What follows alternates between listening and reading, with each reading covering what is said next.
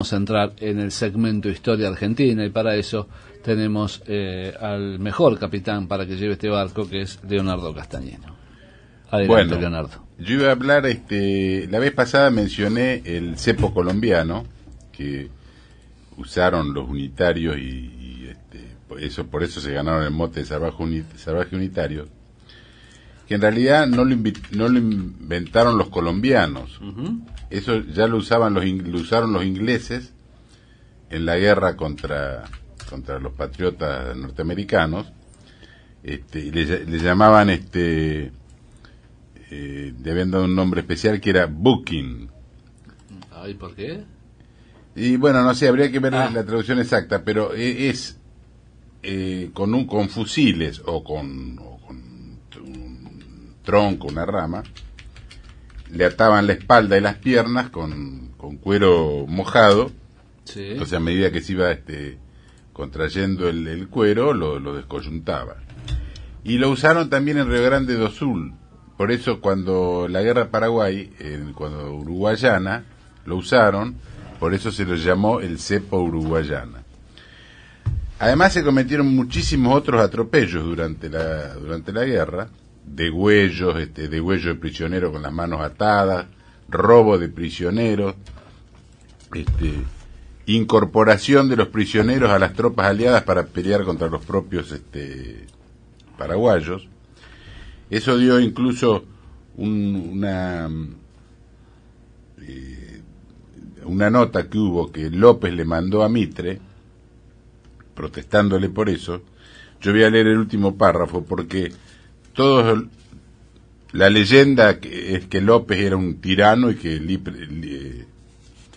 Mitre era el liberal que amaba la libertad y la igualdad, y a pesar de todas las barbaridades que se habían hecho, López le dice, en una carta que le envía a Mitre, le dice: la bárbara crueldad con que han sido pasados a cuchillo los heridos del combate de Yatay y el envío del desertor paraguayo Juan González con especial y positiva comisión de asesinarme, no han sido bastante a hacerme cambiar la firme resolución de no acompañar a usted en actos tan bárbaros y atroces, ni pensé jamás que pudiera todavía encontrarme nuevos medios de crímenes para enriquecer las atrocidades e infamias que por tanto tiempo han flagelado y deshonrado ante el mundo las perpetuas guerras intestinas del Río de la Plata. Esa se lo manda López a Mitre, es uno de los últimos párrafos de una carta a su amigo Mitre, sí. A su amigo Mitre. No me refería al amigo López, sino al amigo suyo. Después hubo robos de prisioneros, incluso confesados por el propio Mitre. Mitre le escribe, después de la batalla de Uruguayana, claro, habían tomado prisioneros, pero cuando quisieron acordar tenían menos prisioneros de los que habían tomado.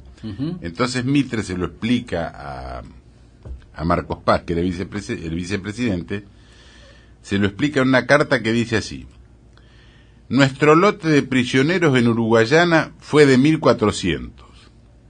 Extrañará vuestra excelencia el número, que debería ser mayor, mas la razón es que por parte de la caballería brasileña hubo el día de la rendición tal robo de prisioneros que por lo menos arrebataron de 800 a 1000 de ellos, lo que muestra a usted el desorden de esa tropa, la falta de energía de sus jefes, lo más lindo que el jefe era Mitre, ¿no? Y la corrupción de esa gente. El comandante Guimaraes, jefe de una brigada brasileña, escandalizado de ese tráfico indigno, me decía el otro día que en las calles de Uruguayana tenía que andar diciendo a los gritos que era paraguayo para que no lo robasen. Porque se robaban los prisioneros y los llevaban de esclavos a Paraguay, a Brasil, incluso chicos, menores. Hubo algunos que después fueron recuperados, pero llevaron muchos. Y la otra de las atrocidades que cometieron, por ejemplo, Venancio Flores, después de la batalla de Yatay, mató a casi todos los prisioneros, y el Evening Star de Londres decía: Era un espectáculo horrible. 1.400 paraguayos yacían ahí sin haber recibido sepultura. La mayoría de ellos tenían las manos atadas y la cabeza arrancada. Los prisioneros, después de desarmados, habían sido degollados y abandonados en el campo de batalla. Eso fue después de la batalla de Yatay, que fue... Yatay es el campo de batalla está enfrente a Uruguayana, ¿no? O sea, del lado de Argentina. Y el otro hecho notable fue que hacían incorporar a los prisioneros, hacían incorporar a los aliados para pelear contra sus propios compatriotas. Hay un extranjero que se llama Lopacher, que incluso él relata que los convocaron en Europa con promesas de darle campo de trabajo y todo. En el viaje le retuvieron los documentos y después los mandaron directamente a la guerra, como, digamos, a la fuerza. Sí, sí. Después otro día voy a dar más testimonio en todo caso de eso porque es muy interesante. Pero él habla también de la toma de prisioneros y que lo hacían pelear contra sus propios compatriotas, y relata un hecho que es muy notable, ¿no? Que fue durante la toma de la fortaleza de Humaitá. Y dice así Lopacher, ¿no? Durante la rendición de Humaitá aconteció algo notable. Uno de los que se rendían abandonó de inmediato a sus compañeros, se precipitó como loco sobre uno de los nuestros y lo abrazó. Lo besó y no quiso desprenderse de él. Era un sargento de artillería de la fortaleza. O sea, que un sargento de artillería de la fortaleza cruzó el campo y se abrazó con uno que estaba en el ejército aliado. Correcto.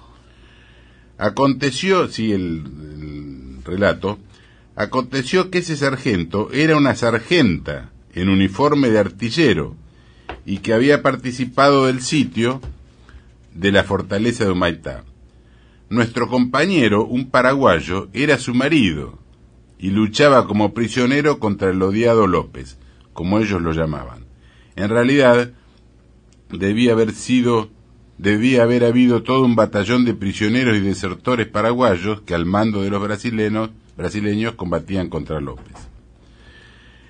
O sea, vos fijate la barbaridad que era, ¿no? Porque hacían pelear entre hermanos, incluso el marido y la mujer enfrentados en una trinchera. Y después hay otro crimen que para mí es igual o peor todavía. Yo en el libro estoy leyendo algún artículo de mi libro. Le pongo guerra bacteriológica, porque ¿qué pasa? Mitre se quería desprender de muchos batallones porque pensaba que después cuando volvían los iba a tener en contra. Entonces los mandaba al frente para que peleen entre dos para que estén entre dos fuegos y se sí, y perezcan, digamos, exactamente. o que haya menos. Y además esto lo voy a leer un informe, un párrafo de un informe que ¿Muchos negros pelearon en esta guerra? y sí, porque el ejército brasilero había... Digo que estaban en este país, no de Brasil. Bueno, acá fue de todo. Lo que pasa es que en Brasil había una proporción grandísima, había 4 millones de negros. O sea, por cada blanco brasileño sí, iban 40 negros. Tanto así que los paraguayos los nombraban macacos. Los macacos, claro. Incluso acá también, acá López Jordán decía, nosotros llámenos para ir a pelear contra los macacos, no contra los paraguayos que son nuestros hermanos. Entonces, ¿qué pasaba? Los cadáveres los tiraban al río, pero los tiraban con doble intención. Incluso cuando había, por ejemplo, hubo bastantes pestes de viruela, etcétera. Entonces mandaban a los enfermos, los mandaban al frente para que contagien a los paraguayos. Y además tiraban los cadáveres al río para contagiar aguas abajo de Una locura. Una locura. Y eso no lo digo yo, eso lo dice el duque de Caxias, que era el jefe brasilero, se lo manda en un informe al emperador Pedro II. El uniforme tiene como 10 carillas o más, está acá en el Museo Mitre, y yo acá en el libro lo transcribí íntegro. Entonces voy a leer un párrafo de lo que dice Cassias. Dice: el general Mitre está resignado plenamente y sin reservas a mis órdenes. Él hace cuanto yo le ordeno, como ha estado muy de acuerdo conmigo en todo, aun en cuanto a que los cadáveres se tiren a las aguas del Paraná, ya de la escuadra como de Itapirú, para llevar consigo el contagio a las poblaciones ribereñas, principalmente a las de Corrientes, Entre Ríos y Santa Fe, que le son opuestas políticamente, ¿no? El general Mitre también está convencido de que deben exterminarse los restos de fuerzas argentinas que aún le quedan, pues de ellas no se ve sino un peligro para su persona. Sigo ganando amigos, digamos. Sí, veo. Pero, digamos, esto no lo digo yo, esto lo dice el brasilero. La verdad que querría creer que es una mentira del tipo, pero pues no se va a embarrar solo. No, supuestamente no, porque, aunque más de uno... Sí, pero escúchame, Cassias lo dice de Mitre y del mismo, porque él también está reconociendo que tiraron los cadáveres. Me decía que está extraído de qué libro esto. Este párrafo es del libro mío de la Guerra Paraguay. La Guerra del Paraguay, y tiene un libro, es un poquito más largo. Sí, la Triple Alianza contra los Países de Plata, porque esa fue lo que dijo... Y hay una segunda... Alberdi, porque él, en realidad, Paraguay era el aliado natural nuestro, era una provincia argentina. Y se une... Uruguay no podés contar porque lo que hicieron fue cambiarle el gobierno para que esté del lado. Pero se une la oligarquía porteña del mitrismo con la oligarquía de Río de Janeiro y lo arrastran a Venancio Flores y van a destruir Paraguay, pero totalmente en contra. Si la gente de las provincias la llevaban atada. Hay acá en el archivo de la Nación hay una boleta de un herrero catamarqueño que le pasa una factura al gobierno, le dice, por 200 grilletes para los voluntarios de la guerra Paraguay. ¿Cómo? Con grilletes. Con grilletes lo lleva.